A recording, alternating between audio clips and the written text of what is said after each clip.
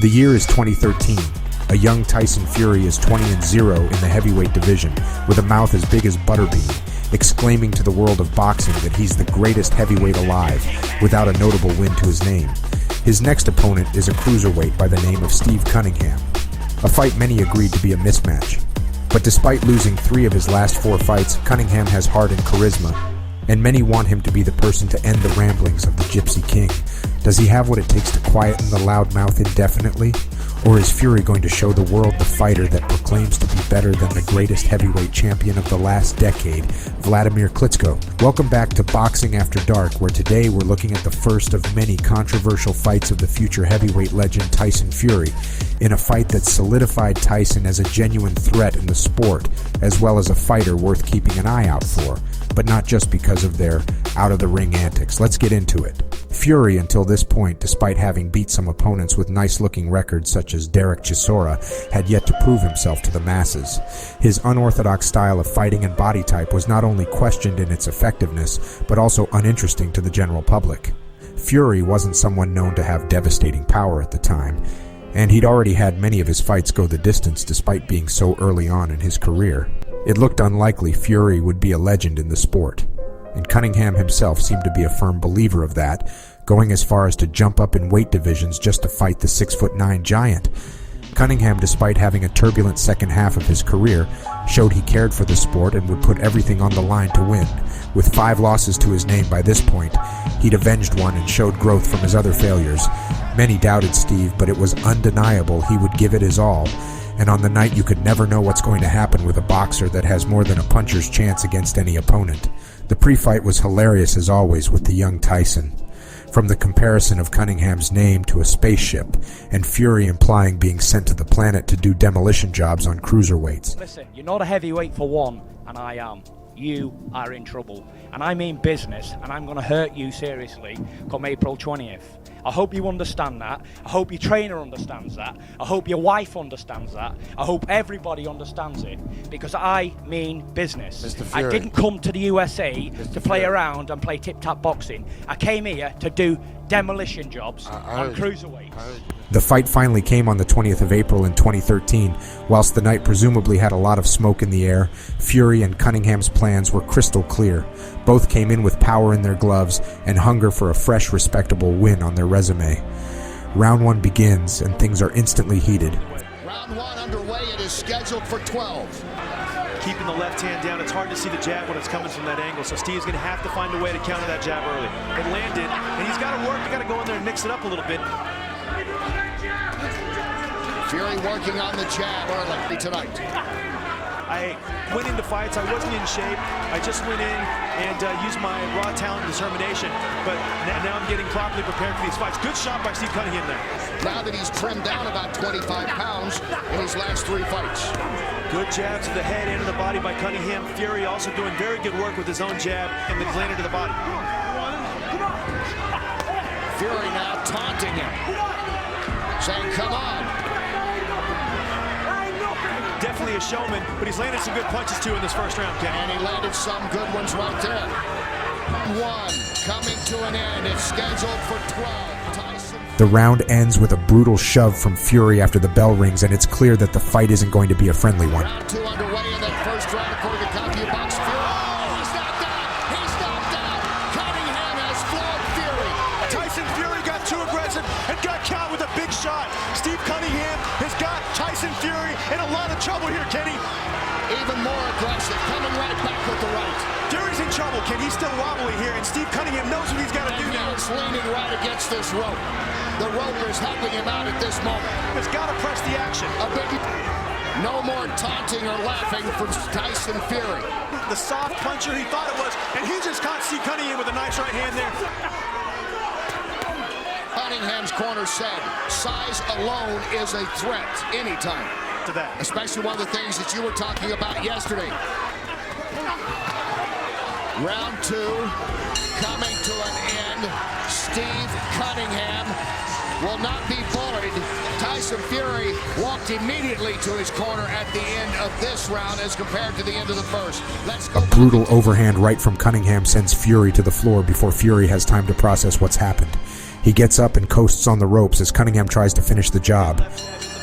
To stabilize the bigger and slippier, more slippery, big right hand from Tyson Fury. And Fury comes out strong here in the third round by Cunningham. Nicely, Cunningham in the lead according to our expert here. And again, disciplined left jab and set punches up off of his left jab. Good nice left. Round 3 coming to an end. Round 4 begins. Tyson Fury in the white with the green. Back in the second round by Steve Cunningham. And Cunningham going to work again, and Fury is just reaching to hang on right now. Fury's punches, but he's already got Fury's attention with that straight right. Be possible, Kenny.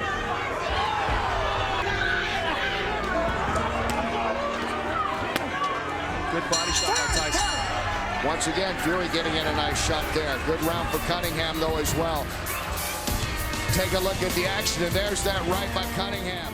Round 4 opens things up once more as Fury finally puts his magnificent weight to use, leaning on Cunningham and refusing to let Steve land as many punches. Cunningham looks better overall, but Fury begins to come out of his shell by the rounds close. As we go to round 5, is scheduled for 12. Tyson Fury, the tall man there in the white trunks with the green. Cunningham, the 2-time cruiserweight champ, now in his 3rd fight as a heavyweight. And you see the physical presence. Here the referee's taking a point away from Tyson Fury. It looks like for holding.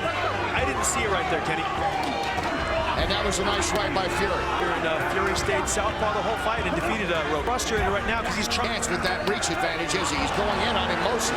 They're banging it out with a guy who's 255 pounds. Fighter, if the fight continues to take this form. Himself back in this round, back in this fight, because Steve had been doing it by Fury once again. Fury's strongest round. We're in round 6, scheduled for 12. I think it's going to be very difficult. See, it's like tie guy, and eventually, good right hand from Steve. The knockdown in this fight. Down to good right hand by Tyson. And he is cutting down this ring again on Cunningham once again. And he gets it at his feet and land the hard punches. And Tyson Fury with a solid round once again.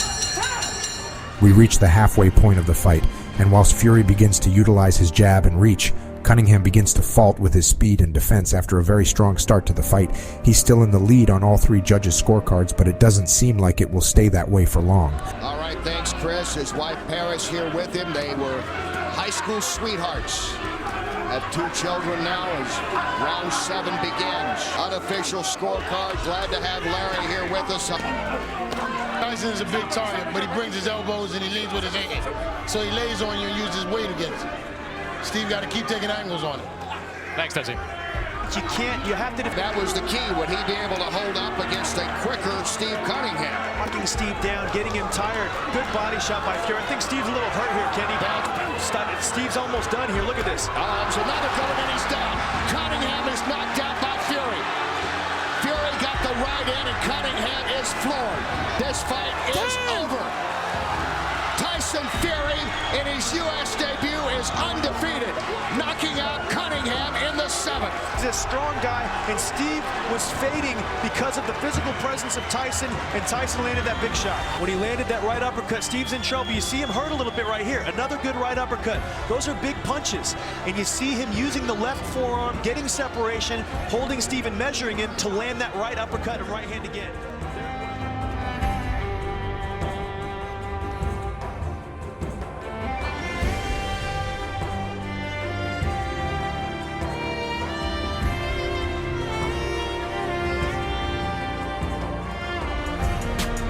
Fury has won the fight after a chaotic first half and proves to not just himself, but the world, that he has the heart to stay in the fight when the going gets tough.